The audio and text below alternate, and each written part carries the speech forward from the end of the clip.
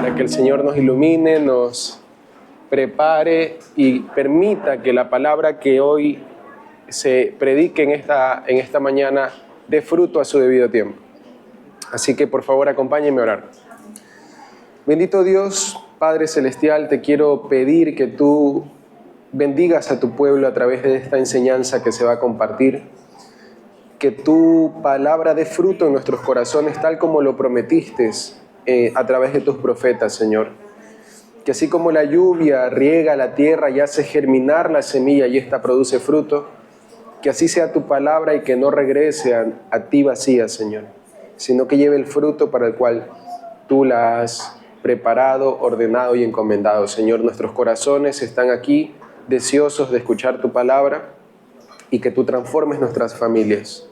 Te pedimos todo esto en el nombre del Padre, del Hijo y del Espíritu Santo. Amén y amén. Hermanos, durante algunas semanas hemos estado compartiendo una serie de mayordomía sobre distintos temas y hoy estamos en la sección de la mayordomía de la familia.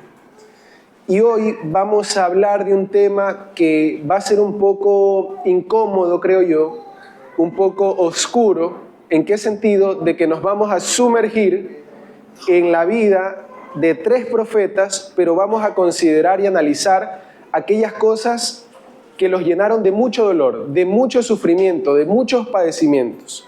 Entonces yo le voy a pedir que usted me preste mucha atención, pero que traiga consigo también su imaginación y que nos sumerjamos en el dolor de estas personas, que nos estresemos con ellos, que lloremos con ellos, que suframos con ellos, a fin de que este mensaje pueda también calar en nuestras emociones y que el Espíritu Santo permita que eso dé fruto en su debido tiempo. Entonces, quiero que nos sumerjamos en el pozo de la desesperación para analizar cómo debe o cómo se prepara mi familia para vivir el fin de los tiempos. Ahora, ¿por qué he querido yo analizar este aspecto oscuro y difícil de estos profetas? Porque cuando nosotros hablamos del fin de los tiempos, es muy lógico suponer que estamos hablando de que llegamos a un punto culmen de la historia, a un punto en donde todas las instituciones colapsan, donde hay escasez, donde el mundo está llegando a su fin, como la misma frase lo dice. Entonces, quiero que ustedes se pregunten por un momento si estamos listos para afrontar los tiempos finales a través de nuestro carácter y de nuestra fe, y si no estamos listos, ¿cómo nos preparamos para afrontar el caos, la crisis, el dolor, la angustia que precede a los tiempos finales? Jesucristo habló de que antes del fin habría una tribulación y una gran tribulación. Ahora, yo no quiero entrar en esta prédica en detalles escatológicos, no quiero entrar en detalles interpretativos de pasajes oscuros de la Biblia, no. Esta enseñanza es para que nosotros analicemos nuestro carácter y nos preguntemos qué tan ordenado está nuestro corazón y qué tan listos estamos para responder al día final, al día de la prueba, al día de la crisis, al día de la enfermedad, al día en el que Dios decida enviar su juicio sobre las naciones, incluyendo Ecuador. Entonces, analicemos nuestro carácter y analicemos lo que le pasó a 3 hombres santos de Dios, a 3 hombres que fueron de los más grandes profetas de la historia de Israel y que a pesar de eso sufrieron y padecieron mucho. Entonces, quiero que nos hagamos, mientras analizamos esta primera parte, porque este mensaje va a tener 3 partes, mientras analizamos esta primera parte, quiero que nos preguntemos, ¿estamos listos para enfrentar el fin de los tiempos? Y obviamente, no solo yo. ¿Mi familia está lista para enfrentar el fin de los tiempos? Con esa pregunta, quiero que nos introduzcamos a la vida de Daniel, de Ezequiel y de Jeremías. Algo que me encanta de estos 3 hombres es que fueron contemporáneos. No sabemos si se conocieron personalmente, pero Dios los llamó a ministrar en una era específica, en un momento en el que Dios determinó enviar un juicio sobre el pueblo de Israel. Ahora, quiero que pensemos en Daniel. En la siguiente diapositiva que nos concentremos en Daniel. La Biblia nos da unos cuantos detalles para entender que Daniel era parte de la aristocracia. ¿Qué significa la aristocracia? Que era parte de un grupo de la familia extendida de David. Si ustedes recuerdan, las Escrituras dicen que el Mesías, el gobernante de las naciones, vendría de la casa de David. Los gobernantes vendrían de la casa de David, de la descendencia de Judá. Entonces, obviamente, era una familia muy amplia. Y entre esa familia amplia estaba la familia de Daniel. Y por el primer capítulo de Daniel entendemos que Daniel pertenecía a los príncipes de su pueblo. ¿Qué significaba eso? Que él había sido educado en la literatura, en la administración, en la política, en la teología de su pueblo, para convertirse posiblemente en uno de los gobernadores o al menos en una de las personas influyentes de su pueblo. Entonces, identifiquémonos con él. Pensemos en un joven de aproximadamente, no sabemos con certeza, pero podríamos decir que estaba entre los 16 años, que se estaba preparando para convertirse en un líder de su pueblo. Sin embargo, mientras él estaba estudiando, mientras estaba preparándose, consagrándose, la dinámica histórica estaba preparando a Nabucodonosor para invadir su país, para invadir su nación. Y el primer rey que se enfrentó a Nabucodonosor dijo: yo no voy a pelear con Nabucodonosor. ¿Sabes qué, Nabucodonosor? Llévate a quien te tengas que llevar, pero evitemos una masacre. Entonces secuestran a los príncipes de Israel, entre ellos a Daniel.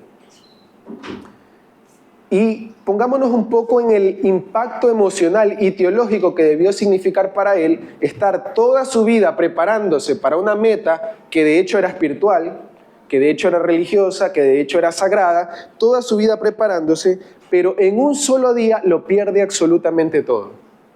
Es llevado a un país extranjero, se le obliga a aprender otro idioma, a aprender otras religiones, y una de las cosas más fuertes es que fue mutilado o castrado porque él tenía que servir en la corte del emperador. Ahora, dense cuenta de qué implicaciones tiene esto para la familia, porque estamos hablando de una serie sobre la familia. A Daniel, en un solo día, le quitaron la oportunidad para siempre de tener su propia familia. O sea, por una parte me arrebatan de mi familia que me formó, que me crió, que me cuidó, y al día siguiente me castran biológicamente y me impiden y me quitan para siempre toda posibilidad de tener mi propia familia. Imagínense la frustración, el dolor, la agonía que eso implicó para él. Nabucodonosor, estratégicamente, por decirlo de alguna forma, decapitó el liderazgo de la nación para debilitarla, la nación de Israel. Pero ocurre algo que a mí me llama la atención. Daniel, a pesar de todo el abuso que implicó su secuestro, su castración y que se lo introduzca a la fuerza en otra cultura, él propone en su corazón ser fiel a Dios y no contaminarse con el sistema al que había sido obligado a integrarse. Eso a mí me llama la atención y se los pregunto a ustedes y también me los pregunto yo. ¿Está mi carácter en Cristo y mi fe lo suficientemente sólida como para soportar este tipo de crisis y aún así permanecer fiel a Dios? Aún decir, a pesar de esto horrible y espantoso que me acaba de suceder, yo sé que quien dirige la historia es Dios y que Dios tiene un propósito en medio de este acto horrendo que me acaba de ocurrir, y yo voy a proponer en mi corazón a no corromperme, sino más bien consagrarme para servir a mi Señor aquí donde estoy. Por eso les dije, mientras analizamos esto, preguntémonos, ¿estamos listos para afrontar la crisis, el final de los tiempos? Porque estos eventos representaron para Israel un juicio de cierta forma final sobre la nación. Daniel decidió no contaminarse, entendió que había un propósito, que Dios es quien gobierna la historia y que es Él, es decir, Dios, quien pone reyes y quita reyes. Veamos ahora el caso de Ezequiel. vivió en la misma época, contemporáneo. Ezequiel pertenecía a la casta sacerdotal. ¿Por qué sabemos eso? Porque en el capítulo 1 de Ezequiel se nos habla de que él era sacerdote, pero había una distinción muy importante. Los sacerdotes tenían que prepararse desde que eran unos niñitos y podían ser, digamos, ocupar las posiciones de su rol sacerdotal solo cuando alcanzaban los 30 años de edad. Entonces, nuevamente imagínense a una persona que desde niño ha sido formado para servir a Dios, para ser ese ministro que intercede entre las necesidades del pueblo y se presenta ante Dios para interceder por él. Tiene toda su vida preparándose y cuando le faltan 5 años, llega al imperio y también va como un exiliado a Babilonia. Nuevamente compartamos con ellos esa frustración. Yo cuando pensaba en esto, yo decía, obviamente que la comparación ni siquiera es digna, pero yo decía, si un estudiante universitario que lleva toda su vida preparándose y dice, voy a estudiar esta carrera, y de pronto se le trunca la carrera, eso es frustrante.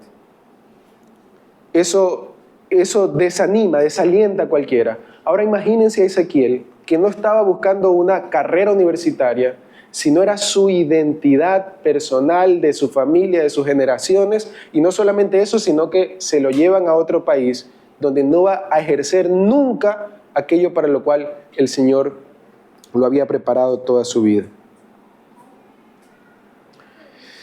Sin embargo, pasa algo interesante.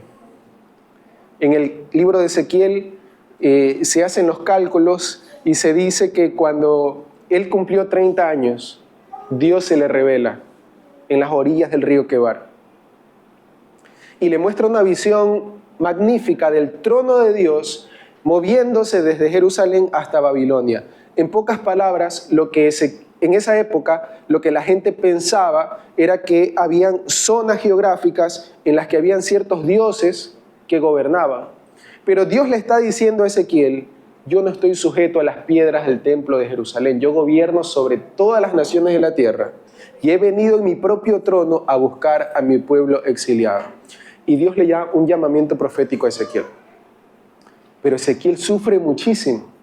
Lean Ezequiel, hermanos, y lean estos profetas y se van a dar cuenta que estos profetas sufrieron muchísimo. Ahora, una de las cosas relacionadas a la familia, porque este es el enfoque de este mensaje, es que Dios le dice a Ezequiel, Ezequiel, el deleite de tus ojos, refiriéndose a su esposa. Para los hombres que nos casamos con nuestras esposas, nosotros las vemos hermosísimas. Entonces, yo me pongo a pensar en Ezequiel, qué tan enamorado habrá estado de su esposa, qué tan hermosa debió haber sido a sus ojos, que Dios mismo le dice, el deleite de tus ojos va a morir y no quiero que llores.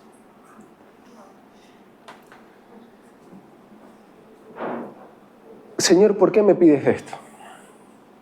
Porque la gente se va a acercar a ti y te va a preguntar, ¿por qué no lloras por tu esposa? Y tú les vas a tener que responder, porque Dios va a destruir el templo de Jerusalén y ustedes van a estar en tantos problemas en la tierra de Babilonia que no van a tener tiempo de llorar. No van a tener la capacidad de hacer duelo por la posesión más preciada que ha representado nuestro pueblo, que es nuestro propio templo. Entonces, Dios le dice a Ezequiel que su esposa va a morir y pierde a su esposa. No sabemos si tenían hijos, la Biblia no lo dice, pero en caso de que los hubiese tenido, era un momento muy difícil para tener hijos. O sea, era el peor momento de la historia para tener hijos, pero la Biblia no lo dice. Pero lo que quiero que analicemos, es el foco de estas preguntas, es, ¿estamos nosotros y nuestras familias listos en nuestro carácter y en nuestra fe para hacer frente al día final, al día del juicio, cuando las cosas se pongan difíciles y cuando nuestras fe sean probadas como el oro, dice la Biblia? Que nuestra fe tiene que ser probada. Porque es fácil decir que uno tiene fe cuando estamos, digamos, aquí en un auditorio con aire acondicionado, pero es difícil cuando escasea el alimento, cuando hay crisis económica, cuando los imperios políticos entran en inestabilidad. Entonces, mi fe tiene que ser probada. La pregunta es, ¿estamos listos? Ahora, lo que me llama la atención de Ezequiel es que a pesar de su dolor, de su sufrimiento, él ministra a su pueblo en Babilonia. Y Dios lo utiliza y Dios lo llama para servir a Dios en medio de esas condiciones. Y lo hizo con muchos sufrimientos, pero lo hizo. Y luego está Jeremías. Jeremías, personalmente a mí me estremece el corazón, a mí me vuelca el corazón leer a Jeremías. Es uno de mis profetas favoritos. Entre muchos motivos, por el llamamiento de Jeremías. Dios le dice a Jeremías, Jeremías, antes de que tú nacieses yo te conocí. Y yo te escogí y te di por profeta a las naciones y he puesto en tu rostro como una muralla de hierro, porque tú vas a estar frente a reyes, frente a los poderes del mundo y los derribarás. Y derribarás naciones y construirás naciones. Imagínense que Dios te diga algo así. No sé, o sea, pónganme a quien se sea enfrente porque no voy a temer. Y eso le pasó a Jeremías. Pero hay que destacar algunas cosas de Jeremías para entender su sufrimiento y lo mucho que padeció.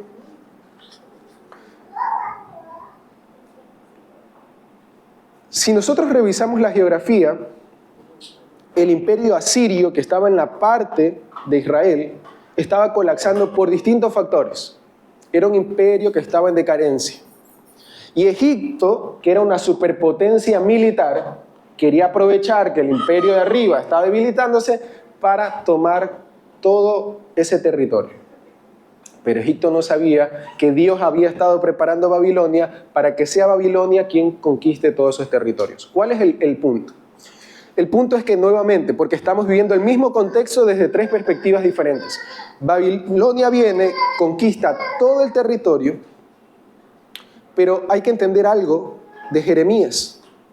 Y es que sus antepasados, por favor síganme con atención, sus antepasados, cuando el rey David murió y Salomón tomó el poder, resulta que los antepasados de Jeremías hicieron un complot para evitar que Salomón tome el gobierno de su padre.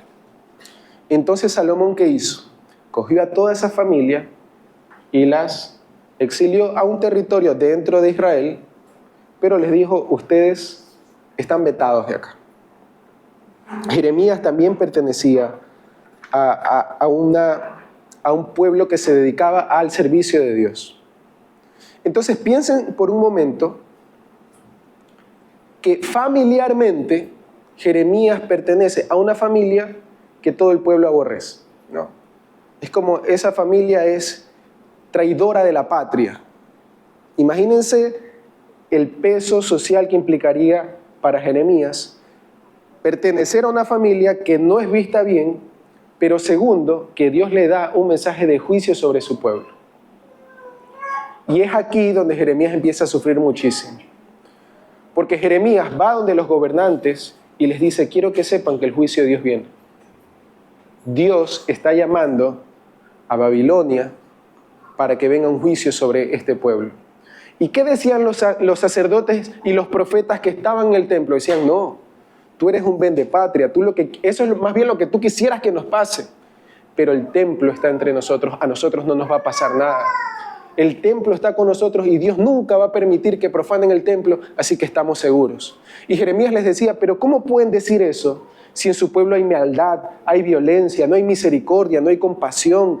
Se han ido tras ídolos, se han pervertido sexualmente, están sacrificando a sus hijos a los ídolos. ¿Cómo van a decir que Dios no va a enviar el juicio? Sí, puede ser, pero Dios ha puesto su templo aquí y nosotros estamos a salvos.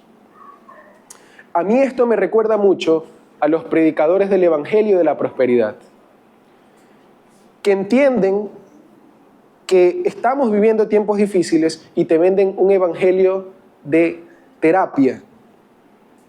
Dios está tranquilo, no te va a pasar nada, Dios está contigo, Dios te va a bendecir, nadie va a tocar tus finanzas, el Señor va a poner vallado alrededor de ti. Y obviamente, ¿a quién no le va a gustar escuchar eso? Yo soy el primero que va a decir, amén. porque yo anhelo eso para mi vida. Ahora, pónganse a pensar en que hay profetas que profetizan todo te va a ir bien, tus finanzas te va a ir bien, tu negocio va a prosperar, y de pronto viene el pobre Jeremías a decirles, perdónenme, pero Dios a mí me dio un mensaje diferente. Y es que se arrepientan, que se humillen, que se pongan cenizas sobre la cabeza, que rompan sus vestiduras, pónganse a ayunar y a llorar porque viene el juicio de Dios sobre esta tierra. ¿Y qué le decían los profetas? No te queremos escuchar aquí. Y tengo que volver nuevamente a los predicadores de la prosperidad. Porque generalmente cuando un predicador habla del juicio de Dios, lo que se le dice es, tú tienes una mentalidad pobre, derrotista. Tú no deberías dirigir a la gente porque lo que haces es demotivarlos. Deberías hablarles de las bendiciones que Dios tiene para ellos. Pónganse a pensar en Jeremías. Y también pónganse a pensar en la difícil tarea de un predicador cuando intenta señalar estas cosas. Nadie lo va a aplaudir. Más bien lo van a rechazar. Se convierte en el escarnio del propio pueblo. Porque todos queremos que nos hablen de bendición y de prosperidad. Ahora, Jeremías sufre muchas cosas. Es golpeado, es azotado. Llega un punto en el capítulo 20 en el que lo golpean y lo azotan fuerte por andar diciendo estas cosas que nadie quiere escuchar y le ponen un cepo, las manos, el cuello, y lo ponen en una de las puertas más concurridas de la ciudad para que todo el mundo lo vea y se burle de él. Jeremías está humillado, destrozado, con el corazón roto. Y le dice a Dios, Dios, tú me engañaste. Tú me mentiste. Y yo me dejé engañar. Siempre que abro la boca, el único mensaje que me has dado es de destrucción. Abro la boca y sale destrucción. Abro la boca, sale juicio. Me he ganado el odio de todos, el desprecio de todos. Yo no voy a hablar nunca más de ti. No me pidas que hable más de ti. Pero uno lee los versículos más adelante y es algo inexplicable. Jeremías dice, no obstante, había un fuego en mis huesos que no podía resistirlo. Una pasión tan grande en mi corazón por anunciar el mensaje de Dios que no pude callar. Por más que sufrí, por más que dije estas cosas contra Dios, Dios me venció y me llevó a cumplir este rol profético en mi nación. Ahora, cuando hablamos de la familia de Jeremías, también pasa algo muy triste. Dios le dice a Jeremías, Jeremías, te prohíbo que busques una mujer y que tengas hijos. No te cases, no tengas hijos. Porque va a venir un juicio sobre Jerusalén, va a venir una destrucción tan grande y Jeremías no se le permite tener, digamos, una propia familia. Su familia, la misma que lo había formado, llega a un punto en el que conspiran contra él porque no soportan que Jeremías condene al pueblo de Israel. Ahora, hemos analizado estos tres hombres, estas tres personas, hermanos, porque quiero que entiendan algo. La fe, el carácter, la templanza de estas personas no surge del vacío. Todas estas personas vienen de familias que dedicaron sus vidas en enseñarles la palabra de Dios, en formarlos en las Escrituras, en explicarle cómo Dios está en el control de la historia. Entonces, la pregunta es, ¿estamos nosotros reconociendo la importancia de la formación en la familia para que tanto nosotros como nuestros hijos puedan enfrentar el día final, el día en que todo colapse? No es que eran gente simplemente excepcional, sino que provenían de familias que hicieron su tarea de formar a Daniel. Por eso, cuando Daniel llegó a Babilonia, las personas se maravillaban, pero decían, pero este joven es 10 veces mejor que toda esta gente que yo tengo acá. Y lo mismo con Jeremías y lo mismo con Ezequiel. Eran personas que pasaron toda su vida entrenándose para este momento. Toda su vida, obviamente ellos no planificaron estas cosas, sus planes eran otros, sus planes eran mucho más bonitos. Pero sin saberlo se habían formado toda su vida para ministrar al pueblo de Dios en el momento más difícil de su historia. Y es lo que yo quisiera que usted se lleve hoy como reflexión. Si le tocase a Ecuador vivir el momento más difícil de su historia, ¿estamos nosotros capacitados y formados para ministrar en medio del caos, en medio del dolor, en medio del sufrimiento, en medio de la agonía? ¿Y nuestros hijos están preparándose para soportar la crisis que viene? ¿O tal vez estamos como los profetas falsos en el tiempo de Jeremías? Tranquilo, hermanos, todo va a estar bien. No te preocupes, que el Señor está contigo, todo va a estar bien. Mi deseo es que nos planteemos estas preguntas y nos preparemos para el día en que va a llegar. Así que tanto Jeremías, Daniel y Ezequiel son el resultado de familias que hicieron bien su trabajo. ¿Te estás formando para esto? Y aquí quiero hablar un poco sobre nuestros hijos. Ir a la pregunta central, por favor. Vamos a la siguiente, por favor. ¿Estamos formando nuestros hijos para evitar la crisis o únicamente para la comodidad, el título profesional y la seguridad económica? Obviamente, hermanos, que nosotros trabajamos para que nuestros hijos no sufran. Yo no estoy negando eso. No, ustedes se han de tener una idea de los esfuerzos que yo hago para que a mi hija no le falte nada. Yo quiero que ella tenga una vida cómoda, yo quiero que ella tenga una vida de seguridad, yo quiero todo eso. Pero la pregunta que yo estoy haciendo es, ¿y qué tal si a mi hija le toca enfrentarse a los últimos tiempos de la historia? ¿Y qué tal si a mi hija le toca enfrentarse al juicio de Dios sobre los pecados de esta nación? ¿La estoy preparando yo para eso? Porque si Dios me salvó, no es solo para brindarme una mejor experiencia de consumo, para hacerme miembro de algún club o para que yo tenga acceso a la tarjeta Diners Club. No, Dios no me salvó para eso.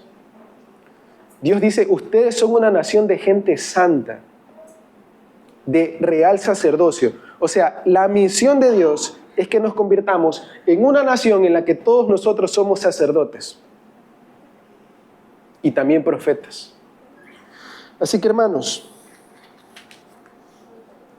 la iglesia, esto lo dijo Reinhard Bonnke, no es un crucero que acumula experiencias en los usuarios, ¿no?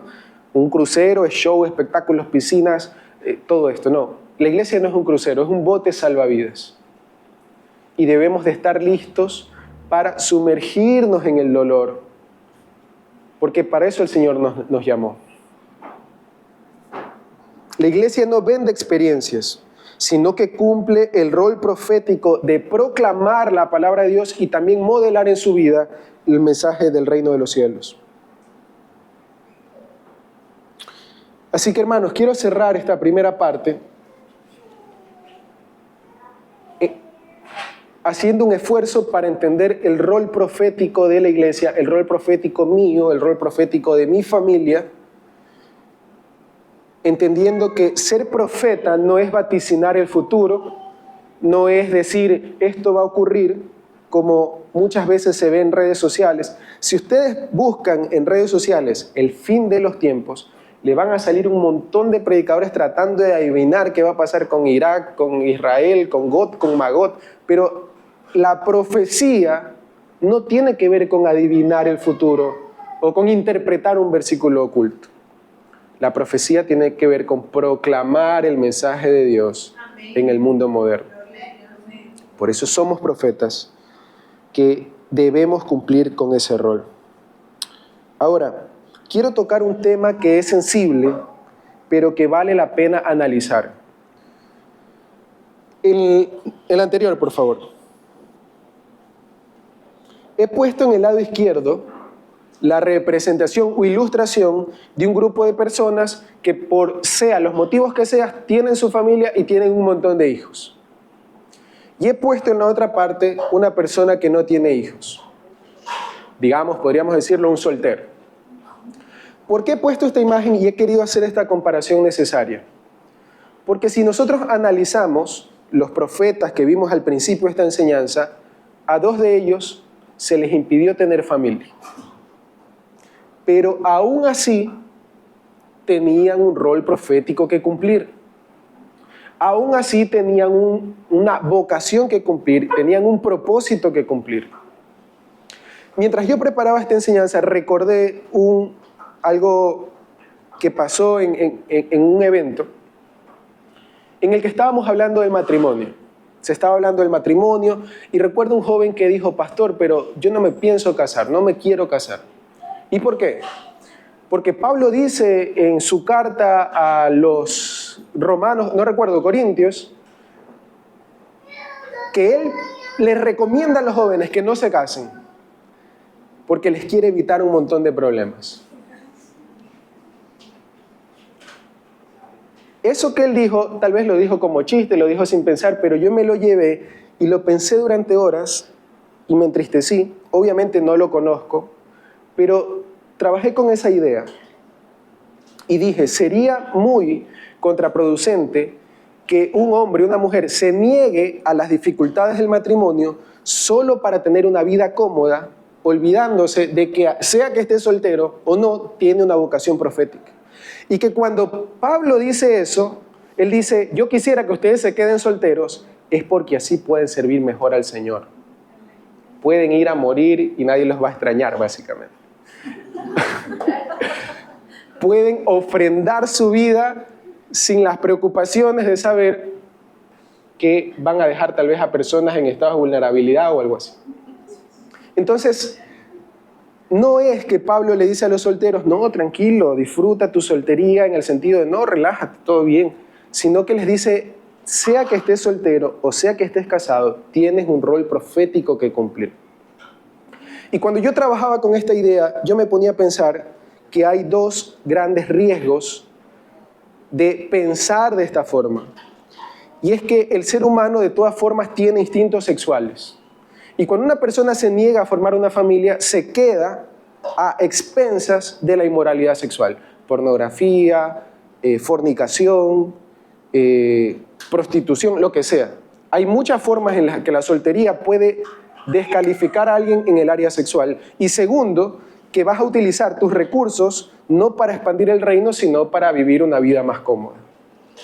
Entonces, el soltero debe hacerse esos cuestionamientos. Pero ¿y el que tiene una familia? También. No es que porque alguien tiene hijos es más cristiano, más espiritual o más santo que alguien que no lo tiene. Las personas que tienen familia también tienen que luchar contra sus propios problemas y entender que el no discipular a su familia, que el no proveer para ellos, que no desgastar tus neuronas formando tus generaciones también es pecado delante de Dios. Entonces, no hago esta comparación para estigmatizar a nadie, sino para decir, tenemos un rol profético que cumplir. Y si estoy soltero, lo voy a hacer bien. Y si estoy casado, tengo que esforzarme también y hacerlo bien. Amén. Y eso es a lo que Pablo se refiere cuando dice que incluso los que estén casados hagan como si no lo estén, porque estamos en tiempos finales, dice el apóstol Pablo. Entonces, hermanos, recapitulemos y tengamos presente algo para cerrar este punto. Yo les motivo a ustedes que impulsen a sus hijos a anhelar puestos de gobierno, puestos de finanzas, puestos de ciencias, puestos de ingenierías, pero para cumplir su rol profético. No para perseguir el dinero. Perseguir el dinero tiene cierta lógica, yo no lo niego, porque vivimos en un sistema en el que si yo me enfermo nadie me va a cuidar. Yo tengo que tener plata para ir al hospital y que me atienda. Si en mi nevera no hay comida, nadie me va a dar de comer. Tengo que ir y tener plata y comprar comida. Entonces hay una lógica en esa búsqueda desesperada del dinero, tiene sentido.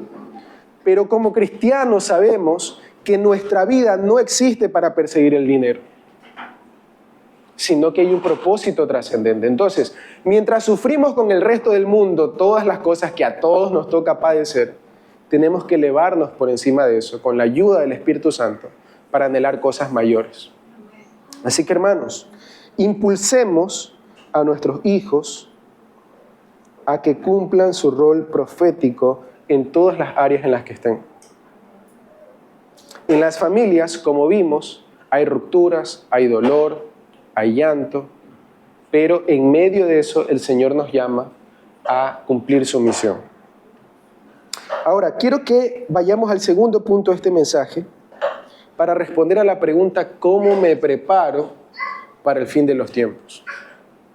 Esto acá nos podría tomar horas hablando de esto, pero por cuestiones de tiempo vamos a resumirlo en 3 puntos que usted y yo deberíamos empezar a hacer para prepararnos. Por favor, ayúdame con la siguiente. Estos 3 puntos tienen que ver con la oración, la educación y la acción. Cuando yo digo oración, por favor, quiero que se entienda que no solamente me refiero a orar, sino a consagrarme a Dios, buscar el rostro de Dios, tener una comunión con Dios, para que Él fortalezca mi fe, fortalezca mi corazón, para que yo pueda entender su voluntad en medio de los tiempos. Entonces, como familia y como individuos, tenemos que fortalecer nuestra vida de oración.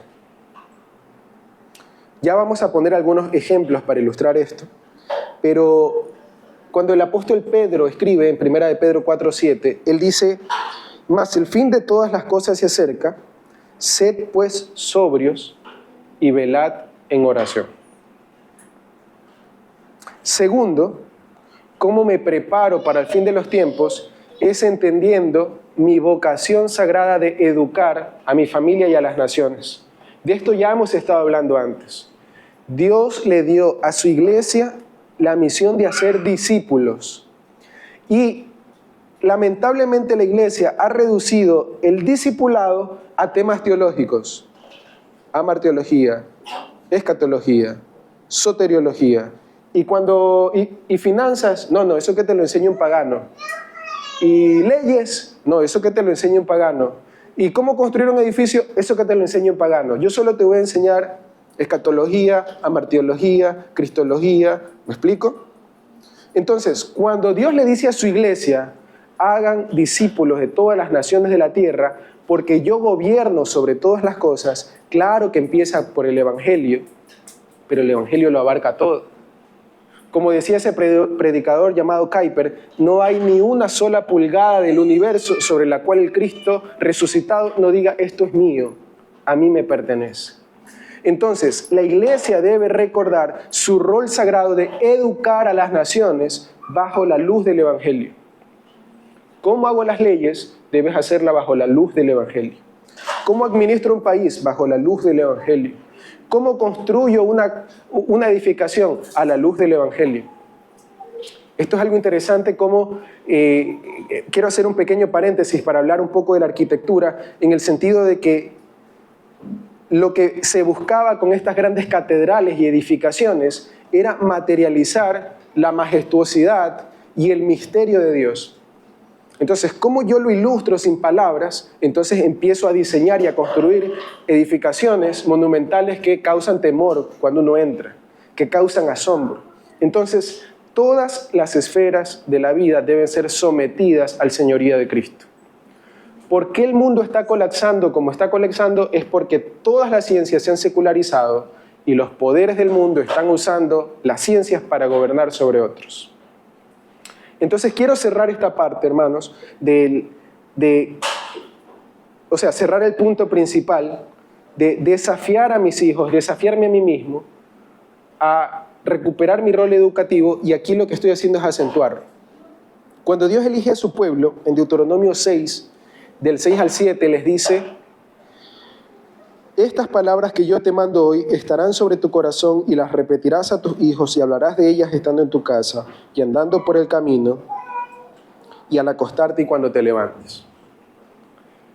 Hermanos, esto implica que como padres tenemos que tener esa inmersión en la vida de nuestros hijos. Pero aquí surge otro desafío, présteme mucha atención. ¿Qué pasa cuando la economía y el sistema se ha vuelto tan asfixiante que un padre tiene que trabajar 18 horas y no tiene tiempo pues para ir a su casa y instruir a su hijo? Porque el trabajo se lo impide. ¿Qué vamos a hacer? ¿A juzgar a ese padre? ¿A señalarlo? ¿A decir, no, es que tú no estás cumpliendo con tu rol profético? No, la iglesia debe ayudarlo. Y de hecho, históricamente la iglesia lo ha hecho a través de las escuelas dominicales. Y luego lo hizo a través de escuelas y luego lo hizo a través de universidades, que luego se secularizaron. Pero entendamos también, hermanos, el rol de la iglesia. Si aquí hay personas que tienen el don de educar, de enseñar, haríamos bien en reunirnos para conversar sobre cómo vamos a educar a los hijos de esas personas que por ninguna circunstancia van a poder educar a sus hijos. Se los vamos a dejar al mundo porque ese no es rol de la iglesia. No queremos enfocarnos en cosas terrenales porque Dios no nos ha llamado a esto. O vamos a entender nuestro rol educacional y nos vamos a utilizar nuestros dones y recursos para poder educar a las personas que necesitan del Evangelio. Entonces, hermanos, para ir al tercer punto, que es la acción, en Santiago capítulo 1, versículo 22, se nos escribe: sed hacedores de la palabra y no solamente oidores, engañándoos a vosotros mismos. Si nosotros hacemos esas tres cosas, nos vamos a preparar para los tiempos finales. Y quiero brevemente mencionar 3 ejemplos, los voy a mencionar muy rápido. El primero de ellos es el caso de Moisés. Moisés es el caso de toda una familia unida para un propósito. ¿Qué está ocurriendo? El imperio de Egipto está haciendo un genocidio contra un pueblo. Los está matando sistemáticamente. Pero tanto el padre como la madre, como la hermana, como el hermano mayor idean un plan para poder servir y rescatar a este niño. Y vean lo interesante de esto. Si ustedes leen la historia, la madre actuó en fe. Si ustedes leen Hebreos 11, dice que por la fe no les importó desafiar al mismísimo Faraón. Yo digo, ¿cuántos de nosotros tuviésemos esa fe para no temer desafiar a los imperios de la tierra? Se requiere fe. Entonces, Amram, que era el padre, mantuvo la unidad familiar, pero quien diseñó este cesto de juncos por la fe fue la mamá. La historia de Moisés dice que la hermana llegó al palacio del faraón y convenció a una de las princesas para conseguirle una educadora a ese bebé que habían encontrado. ¿Quién le enseñó a Moisés que pertenecía al pueblo de Dios? ¿Quién le enseñó a Moisés las promesas de liberación y que Dios haría en ese pueblo? Sino su mamá. Antes de que Egipto ponga sobre la mente de Moisés todos esos dioses falsos, todo ese sistema, toda esa educación, la madre lo educó y lo preparó para que cuando Dios lo llame, Moisés no salió del vacío. Eso es lo que quiero que se den cuenta. La gente a la que Dios llama no salen del vacío. Hay familias detrás que los están sosteniendo. Veamos el otro ejemplo, que es el caso de Priscila y Aquila. Es interesante porque la Biblia, las pocas veces que los menciona, siempre los menciona juntos. La pareja de esposos. Estos esposos hicieron muchas cosas. Una de ellas fue que arriesgaron sus vidas para proteger al apóstol Pablo. En su casa también sirvió en algún momento como congregación. Pero lo más importante es que instruyeron a Apolos, que era uno de los predicadores más potentes e impactantes de la iglesia primitiva. Ellos lo discipularon. Ven, Apolos, tú eres muy elocuente, pero estás diciendo disparates. Siéntate que te vamos a enseñar la doctrina. Y Apolos aprendió doctrina de esta familia. Y también usaban sus recursos económicos para financiar las misiones.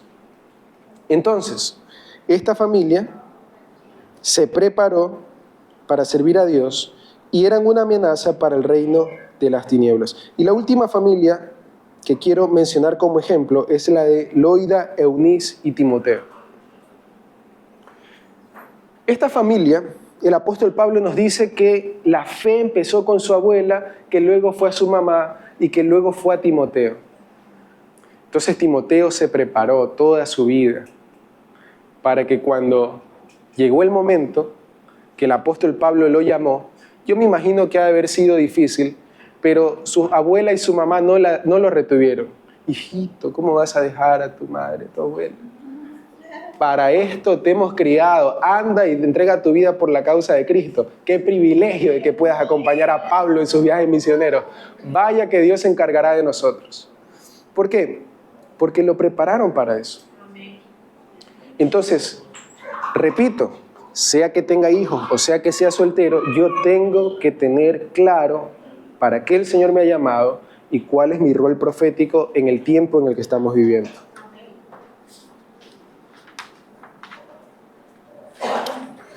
El último punto de esta enseñanza, antes de ir por favor ayúdame con la siguiente. Antes de ir al último punto, quiero, hermanos, también hacer un llamado de atención. Este llamado de atención también me involucra a mí, porque yo no digo esto desde la jactancia. Yo soy el primero que necesita escuchar y obedecer este sermón. ¿Cuál es el llamado de atención, hermanos?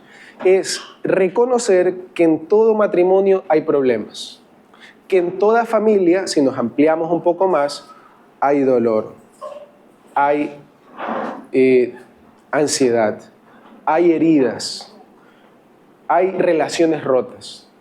¿Cuál es el llamado de atención, hermanos? Reconciliémonos, para que cuando llegue el día final, para que cuando llegue el juicio nos encuentre amándonos, nos encuentre disfrutando los unos de los otros, compartiendo una mesa, cenando, y que no nos encuentre en peleas debido a heridas del pasado. Es que tú me hiciste esto, tú me hiciste rencor. O sea, mi llamado de atención es, hermanos, arrepintámonos de nuestros pecados. Cambiemos nuestras conductas, porque no somos perfectos. Herimos a nuestras parejas, herimos a nuestros padres, faltamos el respeto, no respetamos, no amamos.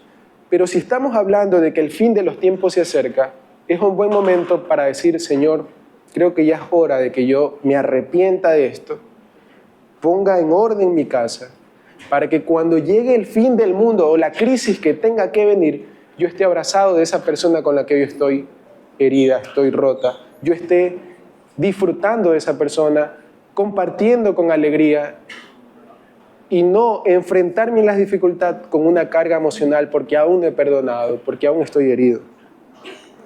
Tenemos que, como cristianos, vivir a la altura del reino de los cielos. Así que, hermanos, para terminar este mensaje, ayúdame con la siguiente. Tengo que cerrar con una realidad que no es ajena a las Escrituras, y es que en ocasiones seguir a Cristo sí me va a poner en conflicto con mi familia. Y no podía yo cerrar este mensaje sin hablar también de estas implicaciones. Tu lealtad va a ser puesta a prueba y la pregunta es, ¿a quién le vas a dar tu lealtad? ¿Qué va a pasar cuando tu familia empiece a ver que tú empiezas a vivir de forma coherente con el mensaje de Jesucristo? Ellos te van a decir, nos estás defraudando.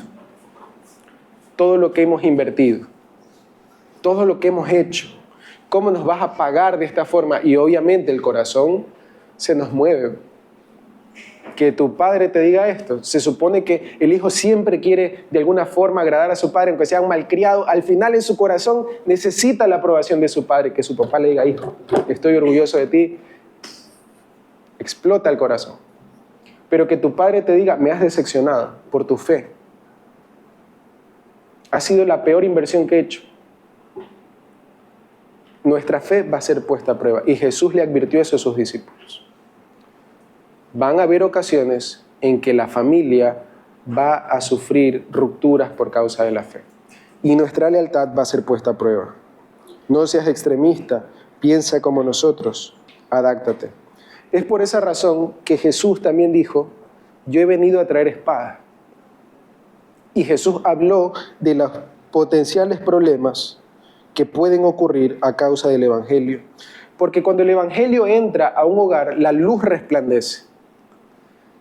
Y oramos y trabajamos para que toda nuestra familia sea salva. Y es importante que no dejemos nunca de amarlos.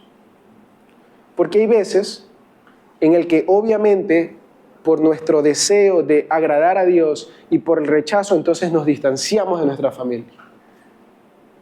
Hay casos y casos, pero nunca dejemos de amarlos, nunca dejemos de orar por ellos, nunca dejemos de relacionarnos, porque la promesa del Señor a Abraham fue: a través de ti voy a bendecir a todas las familias de la tierra. Desde el Génesis, Dios tuvo siempre su mirada en la familia, pero hay una familia que trasciende mis vínculos sanguíneos, y es la familia que Jesucristo fundó con su sangre. Un día nuestros vínculos de consanguinidad van a terminar. Cuando el mundo llegue a su fin, estas relaciones tan hermosas y excelsas de paternidad, de hermandad, quedarán superadas por la gloria de Dios, por la gloria del reino de los cielos. Y una forma en la que yo lo entiendo y que me ayudó a mí a entenderlo es básicamente como cuando uno está en la escuela y tiene amiguitos a los que ama mucho y juega con ellos todos los días, pero pasan 30 años y ya no te acuerdas sus nombres. ¿Por qué? Porque estás en una etapa diferente de tu vida, porque ahora estás dedicado a otras cosas. Algo parecido va a ocurrir en la eternidad. Cuando estemos frente a la gloria de Dios y a la majestad de su familia y de su propósito y de su eternidad, nos daremos cuenta que esas relaciones tan profundas y excelsas que disfrutamos en la tierra serán simplemente, a lo mínimo, un sueño y pasajeras. Entonces, debemos entender que nuestra familia y nuestra lealtad está en Jesucristo y que eso fue lo que Jesús le pidió a sus discípulos. Por eso Él dice: el que ame más a su padre y a su madre que a mí, no es digno de mí. No es porque esté sembrando discordia, sino porque hay una vocación profética. Imagínense si Jeremías, si me ayudas con la siguiente, en la siguiente vemos el punto de que la tribu donde Jeremías creció y la tribu donde se formó y donde vivía su familia eran la misma que lo quería matar. ¿Qué hubiese pasado si Jeremías diga: no, es que yo no puedo defraudar a mi tribu, yo no puedo defraudar a mi familia? Señor, llama a otro porque yo no te voy a servir. No sabemos lo que hubiese ocurrido, pero Jeremías decidió dar su lealtad al Dios que lo llamó más que a su vínculo de consanguinidad.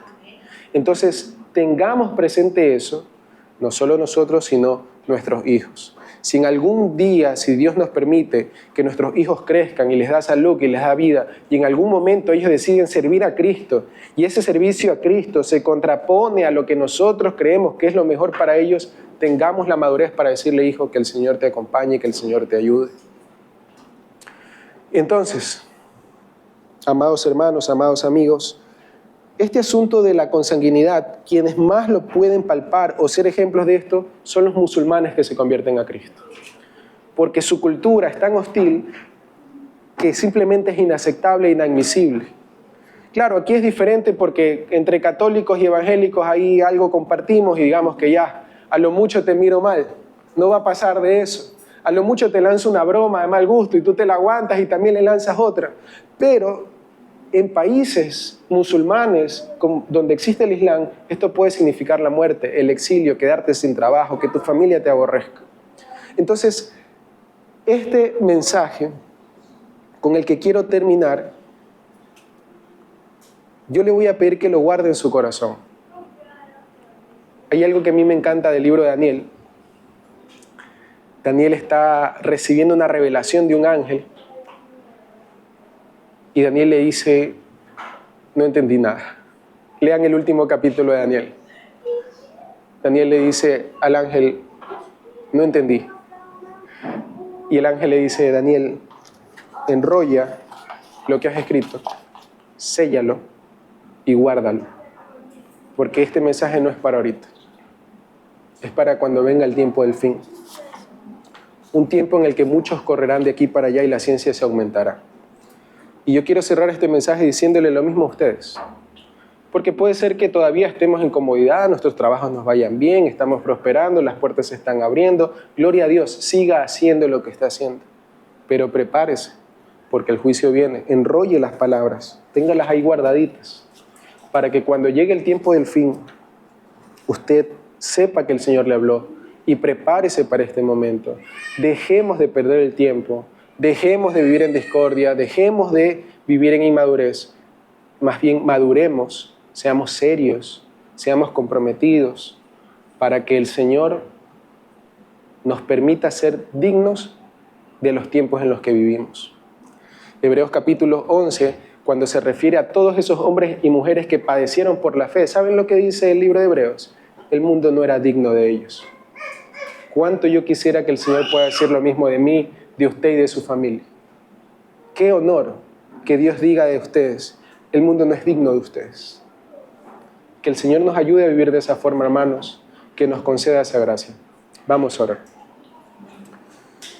Bendito Dios y buen Padre Celestial, tú has hablado a tu iglesia, tú nos has confrontado el día de hoy, Señor, y te queremos pedir que tú obres en nuestros corazones, Señor, que perdones nuestros pecados, nuestra negligencia, nuestras distracciones constantes, Señor, de aquello para lo cual tú nos has llamado.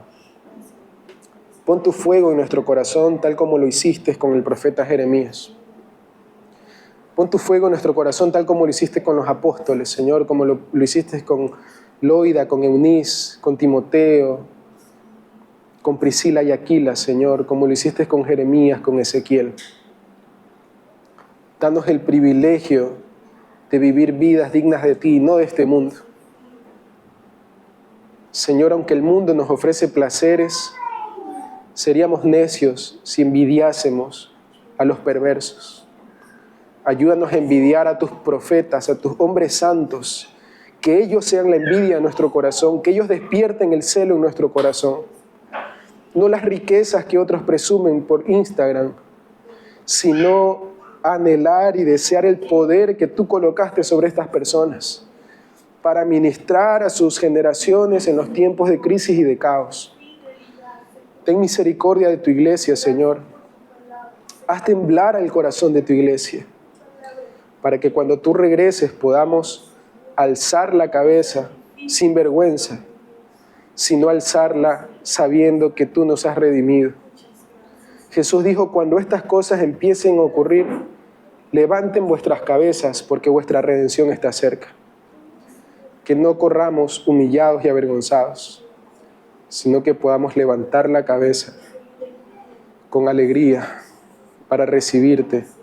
Señor, te anhelamos, te necesitamos. Gracias por tu palabra. Te pedimos todo esto en el nombre precioso de Jesús. Amén.